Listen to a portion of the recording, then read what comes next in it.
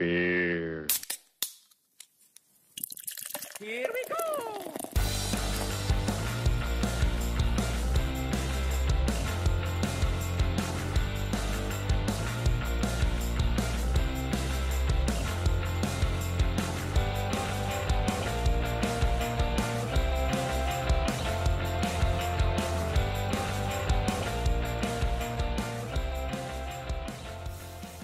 All right. Happy Tuesday, everybody. Welcome back to our weekly meeting. If anyone ever asks you if you're part of an organization, you can tell them, yes, you are an official member of the Nurse Brew Club. Anyone who's in a club, stand your ass up. Uh-huh.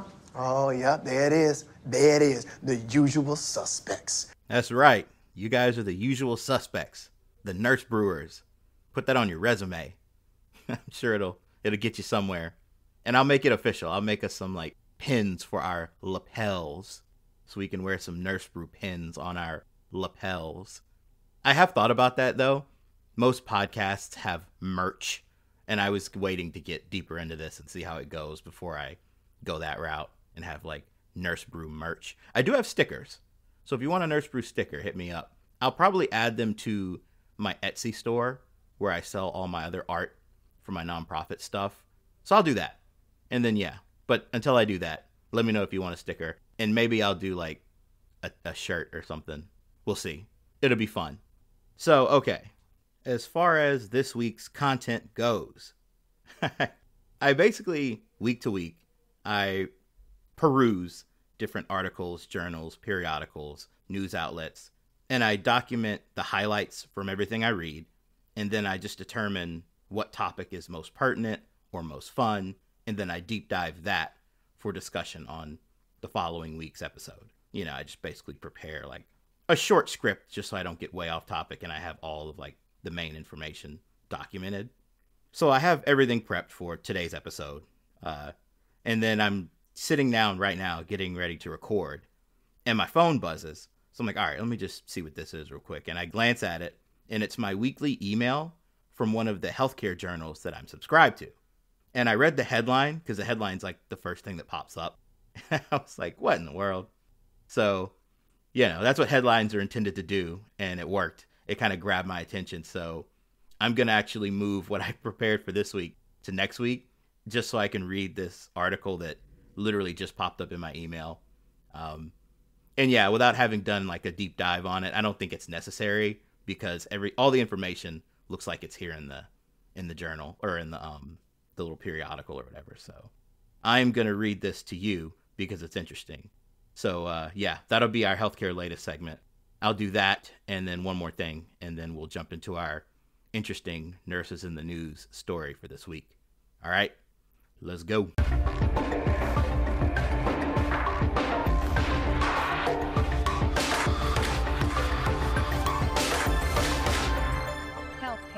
Latest.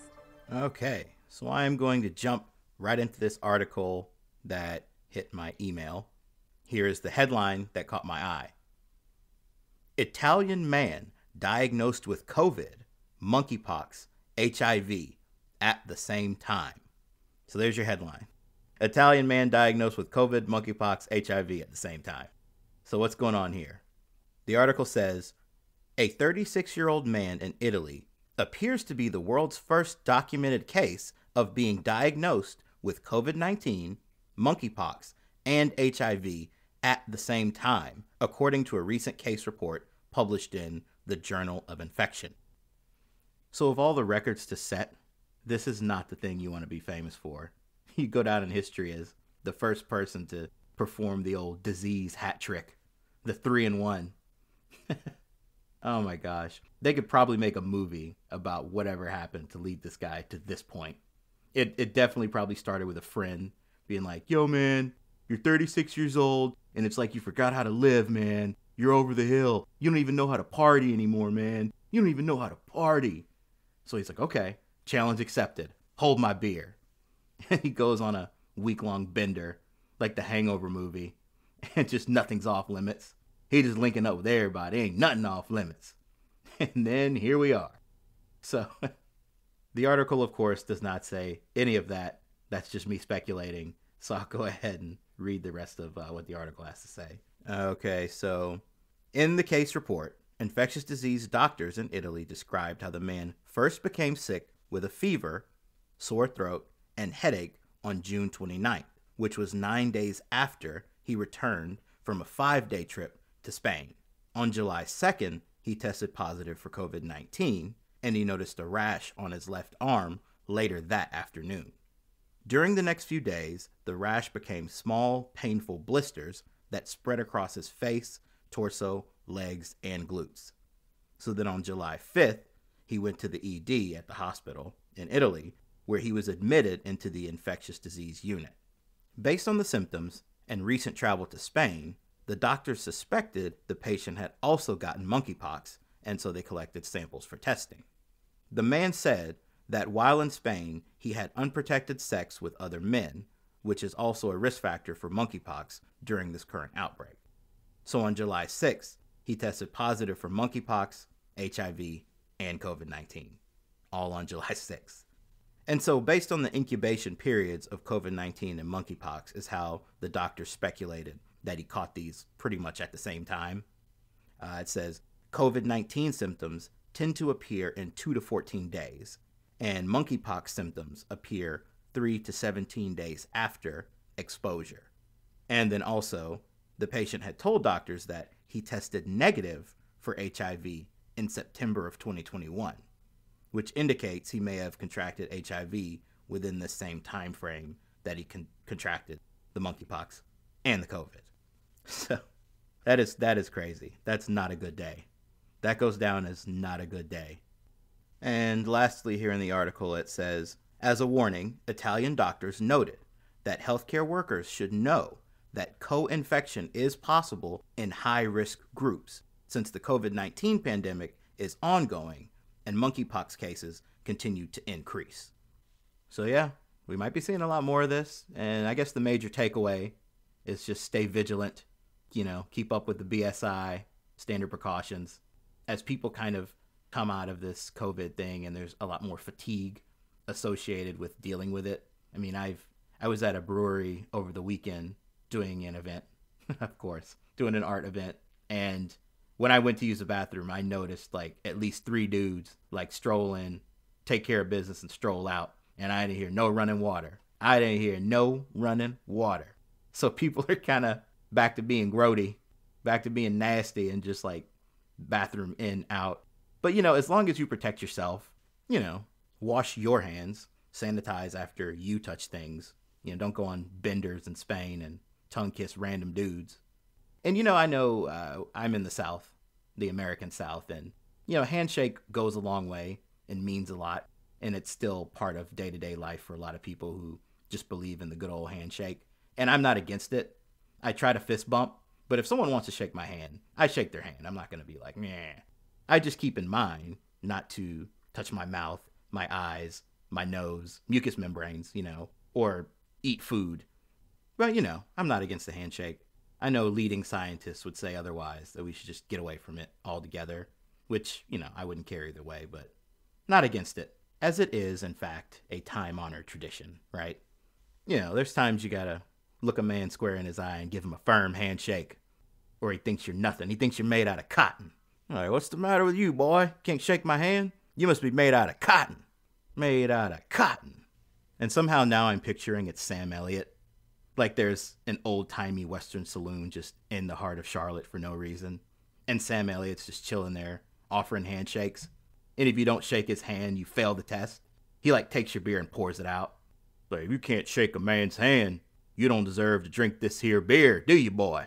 Now get on out of here. Gone get. Get run out of the establishment. Like, what the hell just happened? But anyway, enough idiocy. I'm getting off topic, so I will go ahead and shut this down, and I will share one more thing with you guys that I think you need to know.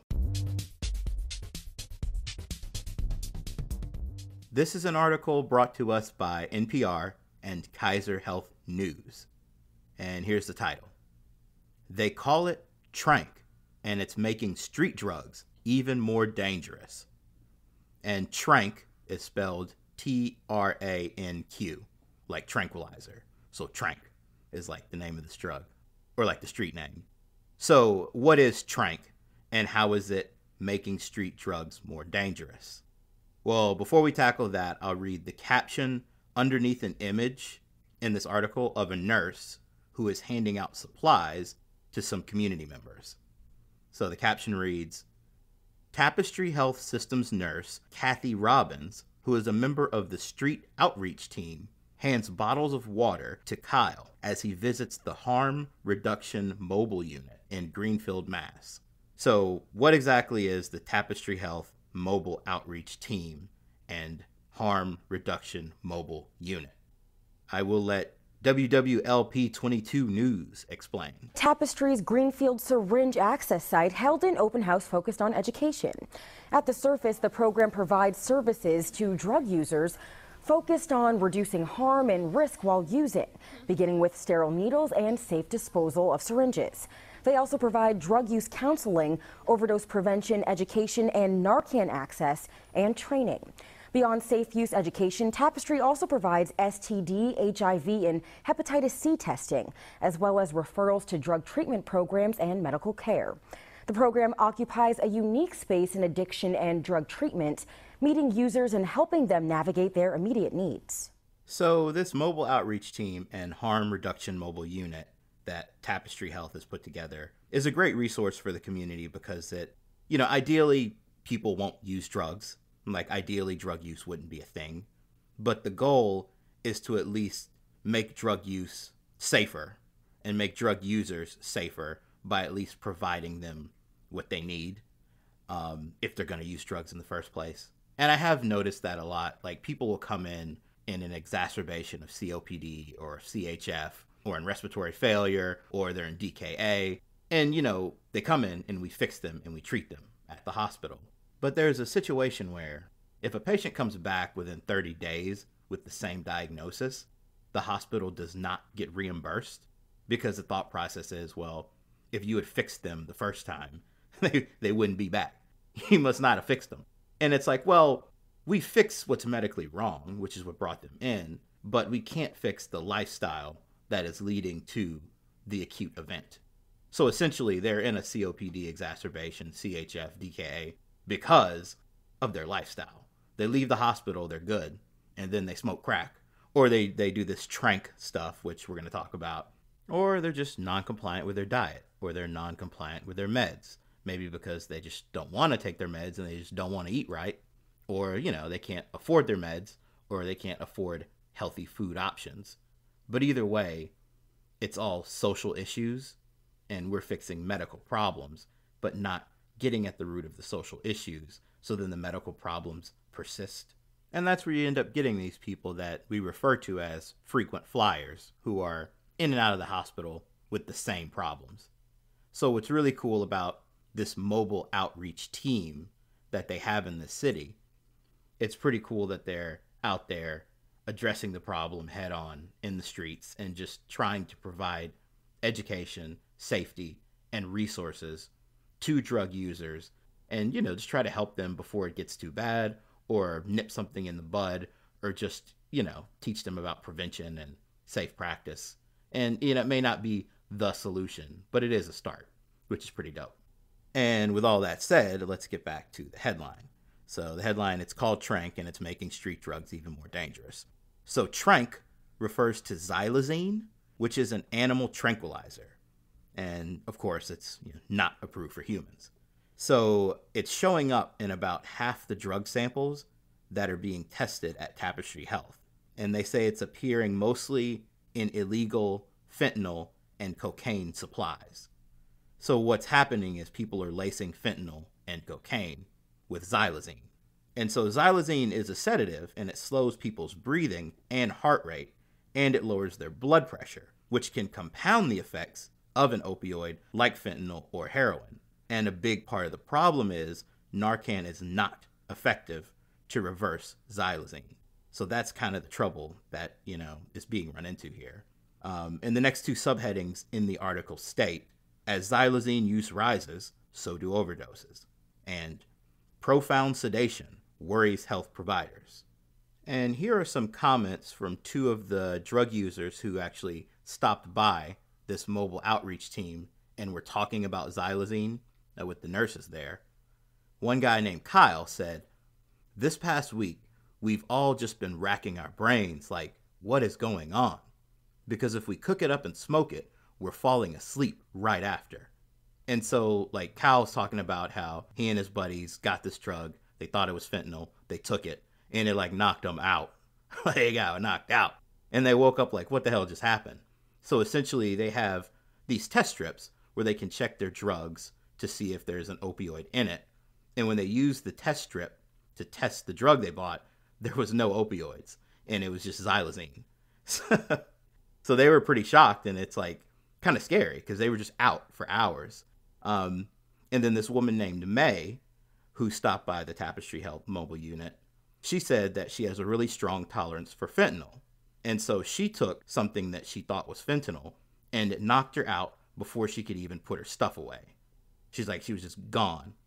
And then she woke up like hours later. So, you know, the experts are saying, like, people who are ringing in who have taken this, a lot of them unknowingly are saying that it's putting them out for like 6 to 8 hours. So this is raising concerns about the potential for serious injury during this profound sedation that these people are under. Like, they are out. And clinicians worry that patients who have been sedated by xylazine are just like laying out in the sun, like, you know, slow roasting in the sun or in the snow, or even just like in an isolated area where they could be attacked or robbed. And one of the nurses said, we're seeing a lot of people who are being sexually assaulted because they're just out for like 6 to 8 hours. And then they're waking up to find that their pants are down or their clothes are missing, and they're completely unaware of what happened. So that's crazy. People will try anything to get high. And once you've tried something so many times, it's kind of not, you can't achieve that same level. So you keep trying different things, which leads people just down the craziest paths, man. Like, you know, you see the mugshots of the people that are taking these really hard drugs and they end up in jail. And you look at their mugshots and they just look rough. Like, they look toe up from the flow up. And you just think, like, can't they see themselves? Like, how could they let themselves just fall down this far? And, like, this is it. You see yourself in the mirror. You see your mugshot. Like, you see where you are right now. But that is addiction, where it just all goes away and you're just chasing one thing. To the point where they're just using the most insane things. Like crystal meth, bath salts, huffing aerosol cans, and huffing paint. And you just think, man, like, come on now. Come on. You know, and then they're naked, running around naked, punching holes and stuff, stabbing and punching nurses at the hospital. Which, side note, yeah, so if you get a patient that's whacked out and Narcan's not working, maybe it's Tranq. And like we discussed previously in the last couple of weeks, you know, you're here to take care of the patients, but if they're whacked out on something and they're attacking you, trying to stab you or punch you or whatever, you might have to just hit them with the old Hadouken! Or this. Tiger uppercut! Or maybe this.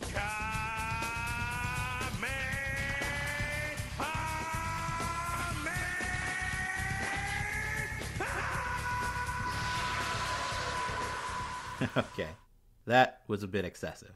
That was definitely a bit excessive. And I have a little piece here that I grabbed that talks more about xylazine. So I'll go ahead and play that just for some extra info for reinforcement. She was to get married next week.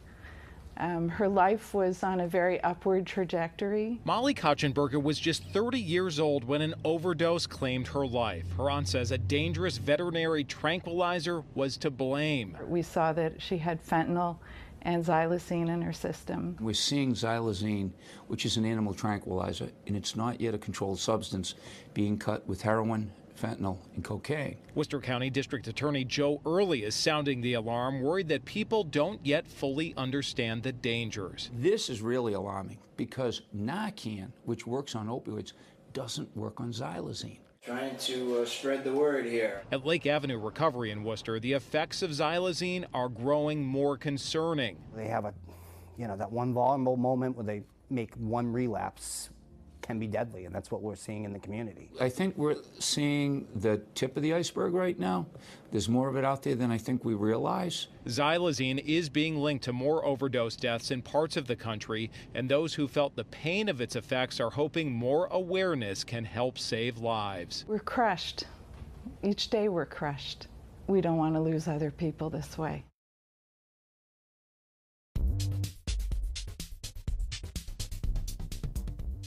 That's hard to hear, but I do think that peace was a good way to just kind of wrap up everything we've been discussing. With drug use, it's one of those things that it's portrayed in such a negative light, which it's not a good thing, but, you know, it's kind of like everyone's seen as such bad people. But everyone knows someone who struggled, is related to someone who struggled, maybe struggled themselves. And it's just, these are just normal people who just took a wrong turn, and sometimes you go down that hole and it's really hard to climb out of it. And, you know, so hearing that story in particular humanizes it and gives us, you know, the reminder we need of how serious it is, but also how it, you know, it can touch so many people. And with that, I did have one more story to share for the Nurses in the News segment, but we are at the 20-minute mark, so I don't want to go over and keep you guys on here forever. So I will save that story for next week. It does involve murder and Ativan. So it'll be worth talking about next week, especially for you crime junkies out there. It kind of fits into that category. So that'll be a fun story to start off with next week. So we'll hit that. And until then, I look forward to seeing you guys on the flip side. Thanks again for stopping in and hanging out with me for a little bit. And I hope you enjoy the rest of your week. I'm going to go drink my beer now because I am off of work. And as we always say, drink your coffee before work, which I did, and drink your beer after, and never do it the other way around, right? And don't do bath salts or crystal meth or Tranq. Just don't do that ever. All right, I'm out. Peace. Yeah, better than we, they think they better than us. Better than we, they think they better than us. Better fucking be, cause we gon' go bananas. Even though we better than that, it's now or never. Better than we, they think they better than us. Yeah, people like them will never understand. Growing up rich, they had the upper hand. Bootlicking pricks of badges and